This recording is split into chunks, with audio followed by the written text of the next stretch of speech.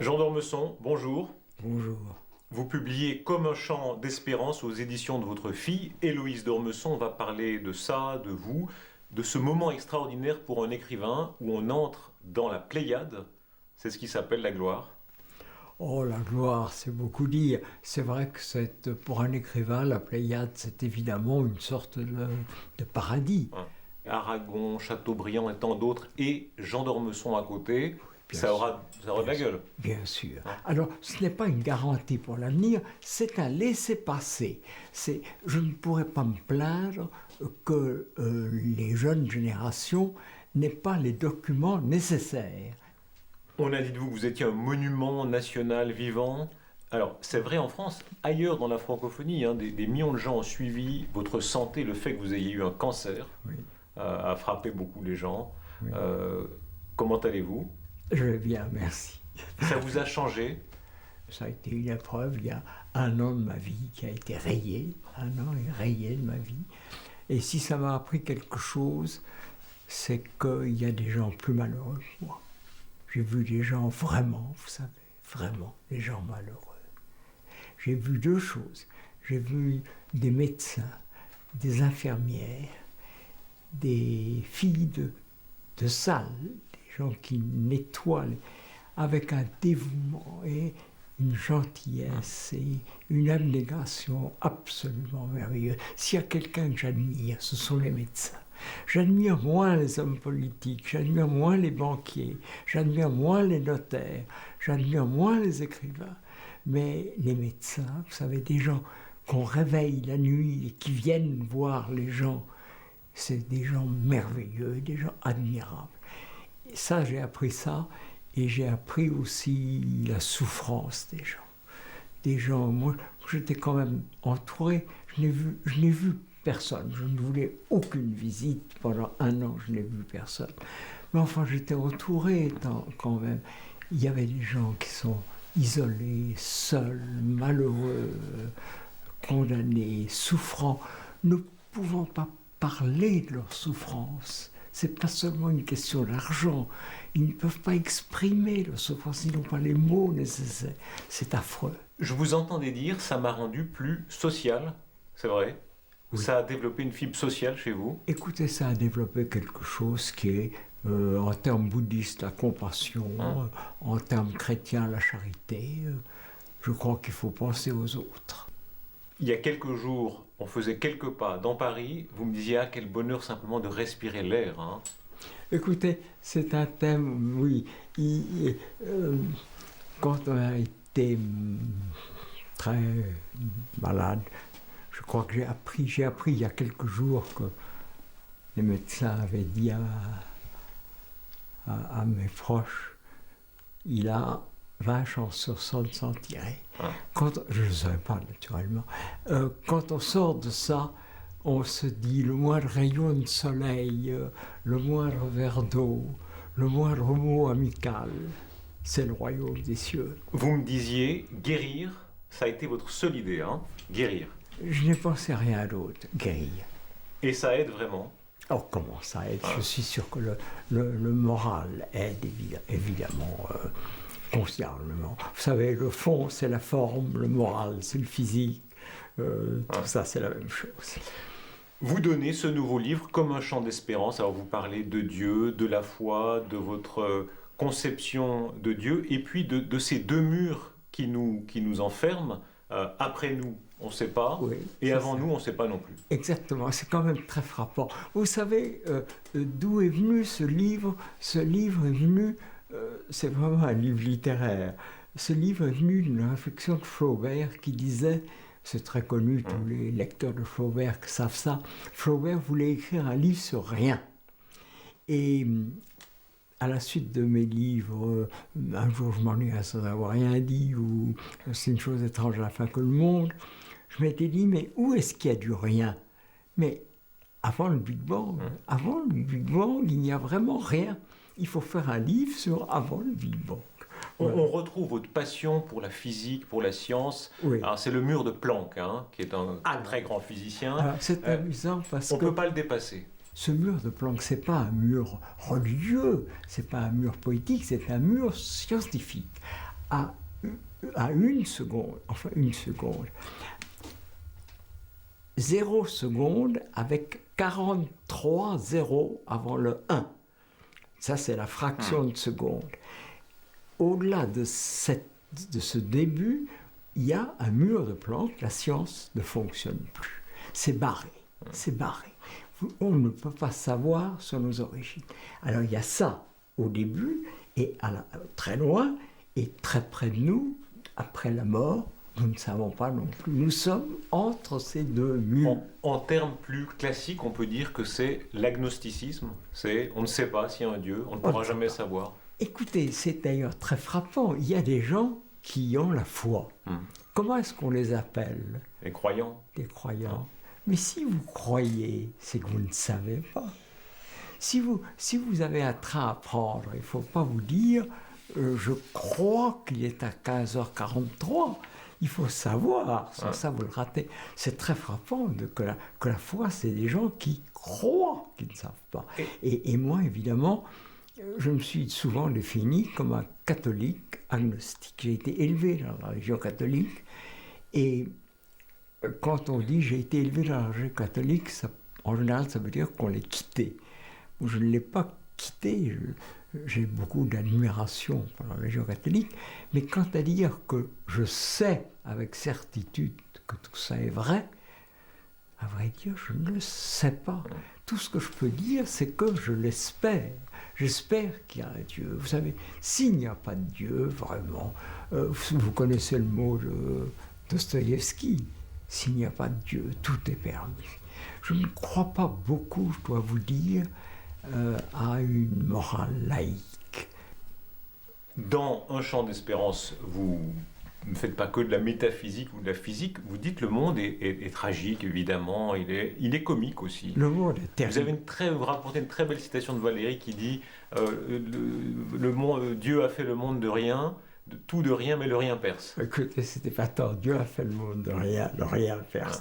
Et le rien perce tellement qu'à la fin, il finit par nous emporter. Le monde est très, très, très, très comique, vous savez. Ce livre est un livre très simple. C'est un livre d'abord très court, très simple, qui demande peut-être un peu d'attention, mais il n'y a aucune... vous savez, je ne parle pas des ondes gravitationnelles, je ne parle pas du boson. Mais vous aimez bien ça, hein. Je vous ai entendu parler de votre admiration des gens comme Niels Bohr, les physiciens qui disent « si vous comprenez la physique quantique, c'est que vous n'avez rien compris ». Ce degré de complexité, écoutez, vous adorez ça. Hein. Écoutez, la formule de Bohr est magnifique. Si c'est ça, si vous croyez que vous avez compris la physique quantique, c'est que vous ne l'avez pas compris. C'est formidable, c'est incompréhensible. Et pourtant, ça marche. Et pourtant, ça marche. Comme Un chant d'espérance, ça se vendra évidemment comme des petits pains. Vous savez bien, bah oui. Jean d'Ormesson et Dieu, c'est une belle affiche. Écoutez, hein, Dieu se vend très bien. On voit en librairie, il y a beaucoup d'auteurs, c'est un thème qui passionne toujours. Écoutez, il y a quelqu'un qui m'a dit l'autre jour, il y a deux choses qui se vendent toujours, c'est les animaux et Dieu. Cette personne, je crois que c'était vous.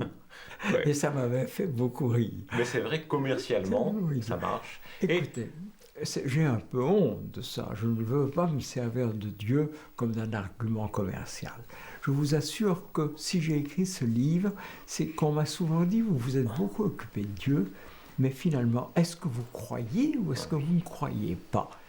Et je me suis dit, il faut que je règle une fois de plus ce problème. Et je ne l'ai de nouveau pas réglé véritablement, mais enfin, si vous me demandez, est-ce qu'il y a un Dieu? Je vous répondrai oui.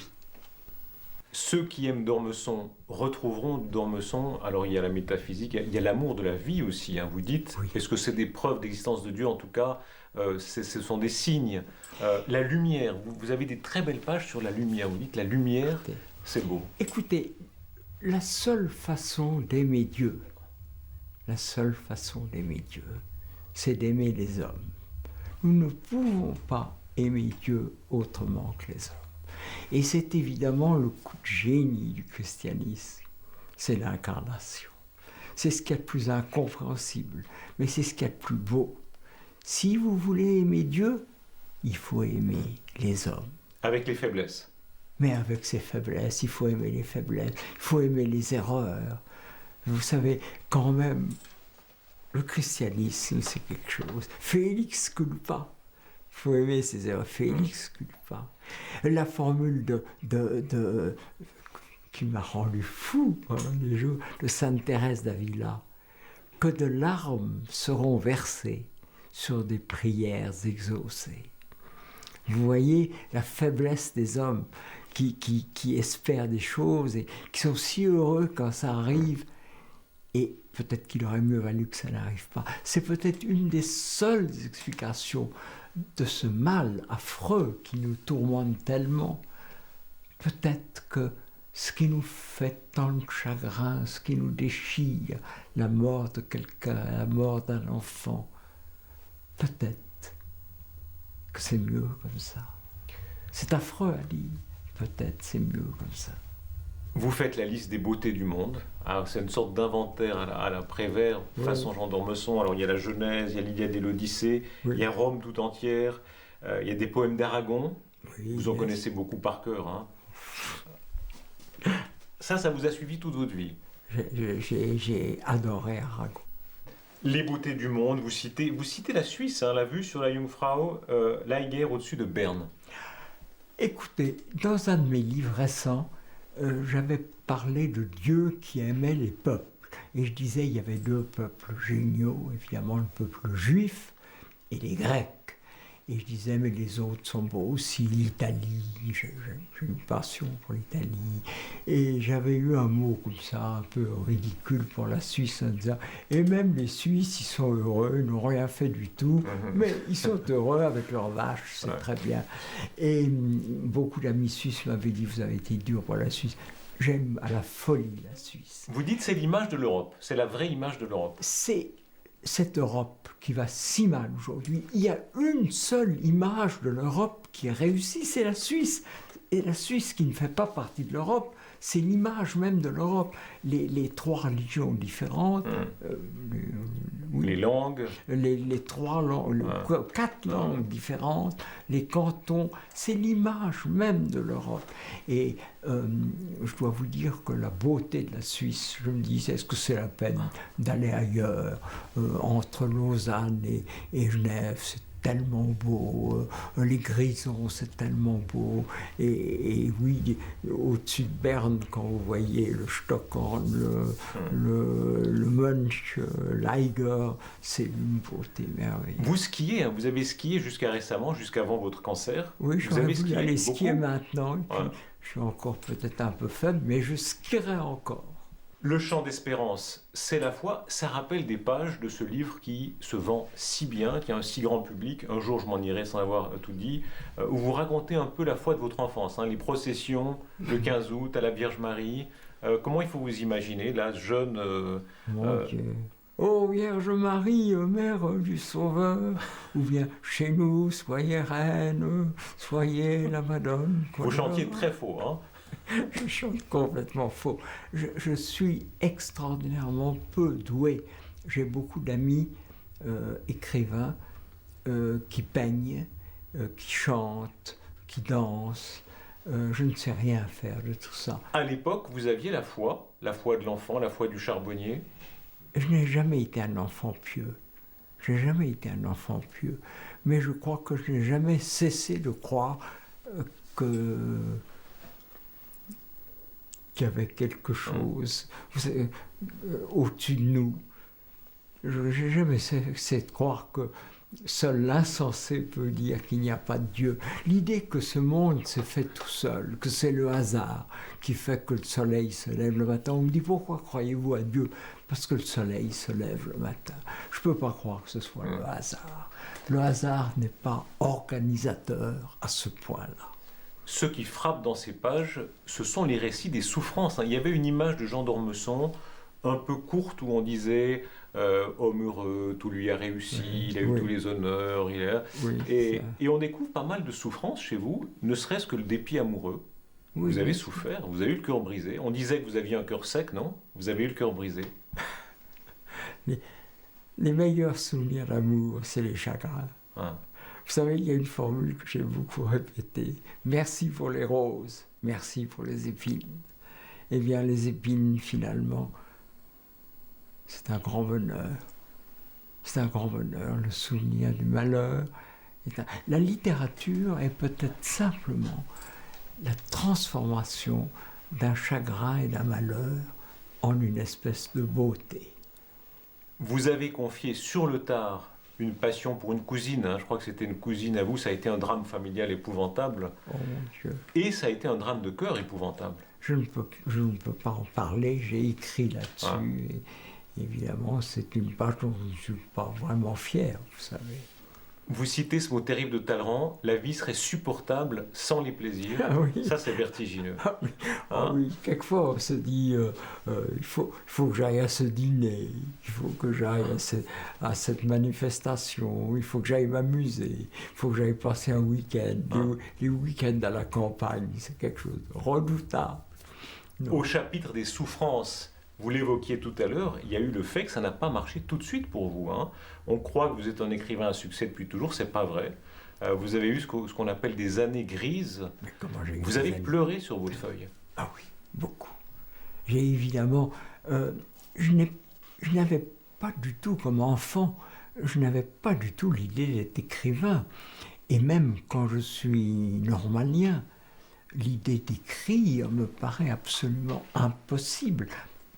Pas parce que je ne connaissais pas la littérature, je la mettais trop haut. Je me disais, c'est impossible d'aller sur le terrain de Dante, de Shakespeare, de Corneille, c'est tout à fait exclu. On a l'impression que votre style s'est épuré encore au fil des années, avec quelque chose de Morand, par exemple. Ce côté élégance Oui. brutale. Oui, j'aime beaucoup. Je suis très très loin de Morand par les idées, comme je suis très très loin d'Aragon par les idées. Mais le style de Morand, c'est merveilleux. Je crois que c'est Clémenceau qui disait, quand il était au pouvoir, il disait aux gens qui lui préparaient ses discours, une phrase, c'est un sujet, un verbe, Un complément. un complément. Si vous employez un adjectif, venez me voir. Si vous employez un adjectif, venez me voir. Aujourd'hui, vous voyez l'orthographe qui se délite sur Twitter, sur Facebook. Oui. Ça vous peine? Oui, bien sûr, ça me peine, mais vous savez, je ne vais pas verser des larmes de sang sur ce qui se passe aujourd'hui. D'abord, ce qui se passe aujourd'hui me paraît beaucoup moins grave que ce que j'ai connu quand j'avais 15 ans. Quand j'avais 15 ans, 12 ans, 13 ans, 14 ans. Vous savez ce qu'il y avait? Vous aviez le choix entre Hitler et Staline. Vous ne dites jamais c'était mieux avant. Hein. Mais ne dites jamais c'était mieux avant. Si ça avait été mieux avant, vous savez, je serais déjà mort. Je serais déjà mort. J'ai été sauvé parce qu'il y a du progrès. Je suis un homme de droite, il paraît. Je suis un homme de droite qui aime le progrès. Il y a du progrès. On parlait de l'orthographe tout à l'heure. Vous êtes libéral en politique. Vous êtes aussi libéral en orthographe ou en grammaire. Vous dites les mots doivent circuler. Il ne faut pas être puriste. Je suis probablement un des derniers à écrire comme j'écris. C'est vrai que j'écris à peu près en moins bien, comme Voltaire ou comme La Bruyère. Je ne me compare pas à eux, mais enfin j'écris dans ce même genre. Ça c'est fini, ça sera autrement maintenant, ce sera autrement, on ne peut pas faire éternellement la même chose. Le recul du français, Jean d'Ormesson, quand on se souvient qu'à l'état-major de Koutouzov, on parlait français, hein, l'Europe parlait français, ça vous désespère? L'état-major de Koutouzov parlait français, on parlait français chez Frédéric II, on parlait français, chez Catherine, on parlait français, Catherine la Grande. L'ami de Frédéric, c'était Voltaire, l'ami de Catherine, c'était Diderot. Fumaroli a écrit des choses merveilleuses sur l'Europe française. Vous croyez que c'est gai que le français soit...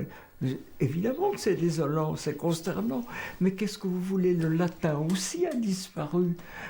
Malraux disait en regardant les quais de la Seine, Paris aussi fera de très belles ruines. Hein. New York aussi fera de très belles ruines. Il Mais y vous aura dites- des ruines de New York, il y aura des ruines de Paris. Eh bien, c'est le monde qui passe. Vous dites en même temps, les francophones ne doivent pas avoir peur, hein, pas avoir peur des anglicismes, il faut aller de l'avant, il faut s'ouvrir, il Naturellement, faut être agressif. bien sûr. Vous savez, mon père disait, pour dire de quelqu'un qui parlait très bien français, il disait, il parle français comme un étranger. Hein. Les étrangers parlent un français merveilleux. C'est votre cas, c'est une chose extraordinaire que vous avez appris l'allemand Ah oui, j'ai parlé. d'abord. J'ai eu l'accent allemand en français jusqu'à l'âge de 12 ou 13 ans. Je parlais comme ça un peu, parce que ma langue naturelle est l'allemand. Vous me parlez d'Arago, que je pourrais réciter. Je peux aussi vous réciter du Goethe. Von Zuleika zu Zuleika ist mein Kommen und mein Gehen. Ehe es Allah nicht gefällt, uns aufs Neue zu vereinen, gibt mir Sonne, Mond und Welt nur Gelegenheit zu weinen. Est-ce beau, Ah. est-ce beau.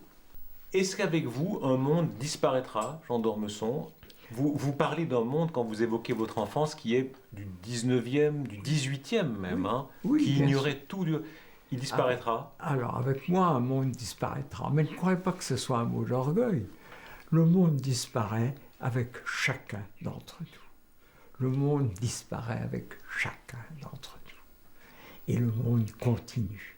Et le monde continue. Et vous savez ce qui va se passer avec les hommes? Ils vont disparaître.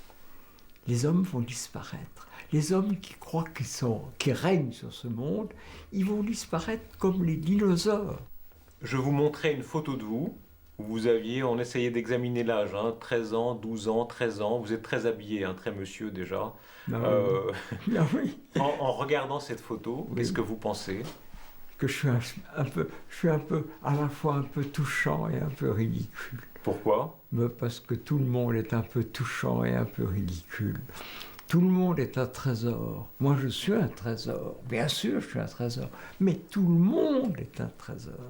Tout homme est un trésor. Il y a quelque chose de Dieu en chaque homme. C'est ça ce qui est merveilleux. Tout le problème est que chaque homme n'est qu'un primate qui a appris la poésie et qui a appris les mathématiques. Et en même temps, tout homme est quelque chose comme Dieu. Démerdez-vous avec ça. Vous citez souvent la formule de Dante sur l'amour, sur le désir qui fait tout mouvoir, hein, qui meut les étoiles et le soleil. Comment c'est le dernier vers c'est le dernier vers de la Divine Comédie. L'amor che muove il sole e l'altre stelle. Est-ce qu'on peut imaginer quelque chose de plus beau? Et évidemment, on peut dire que la gravitation universelle, c'est une forme d'amour. Les 4 fameuses forces de la physique, vous savez, la force faible, la force forte, etc. Est-ce que ce n'est pas des formes d'amour? Chez vous, ça ne disparaît jamais, hein, cet amour, ce désir de la vie. Oui, le désir, cher aux psychanalystes. Le désir, c'est une forme merveilleuse, et je crois que le désir a un autre nom, c'est l'amour. Oui, c'est ça. Merci Jean d'Ormesson. Merci à vous.